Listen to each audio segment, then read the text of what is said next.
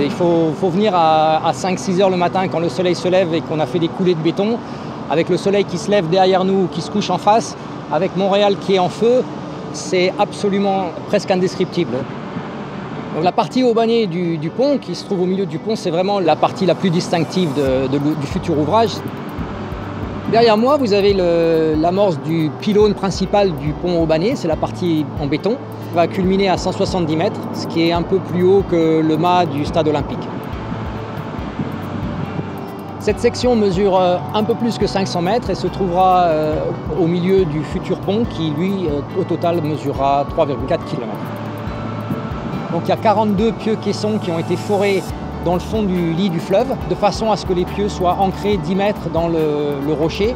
Ensuite, sur ces pieux, on a construit une semelle qui est constituée de 2 gros massifs de béton.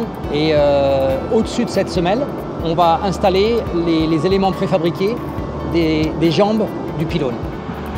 Les jambes du pylône vont être constituées d'éléments préfabriqués qui ont été coulés les uns sur les autres de façon à s'emboîter exactement comme des Legos.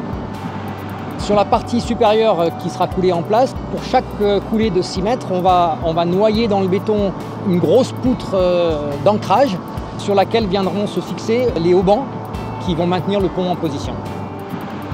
Une grosse partie des difficultés, c'est de pouvoir construire la travée principale au-dessus de la voie maritime sans jamais empiéter dans la voie maritime, puisque les bateaux vont passer en permanence durant la construction du pont.